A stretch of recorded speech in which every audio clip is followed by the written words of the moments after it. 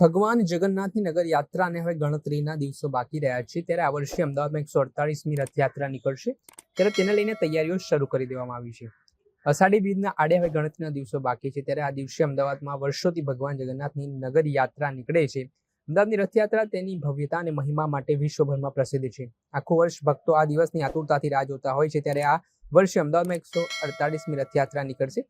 ગણતરીના દિવસો બાકી છે। અમદાવાદમાં ભગવાન જગન્નાથની રથયાત્રા યોજાશે ત્યારે આને લઈને શહેરભરમાં તૈયારીઓ જોવા મળી રહી છે।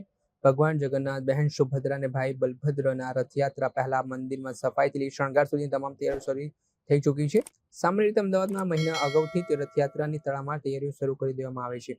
જેમ જેમ રથયાત્રાની તારીખ નજીક આવે છે તેમ શ્રદ્ધા અને ઉત્સાહનો ગરમાહટ વધતો જાય છે। ભગવાન જગન્નાથ, બહેન સુભદ્રા અને ભાઈ બલભદ્રના રથોને રંગરોગાન કરવામાં આવી રહ્યું છે। રથોની સાફ સફાઈથી લઈને પેન્ટિંગ સુધી દરેક સ્ટેજ પર સમર્પિત ટીમ કાર્યરત છે।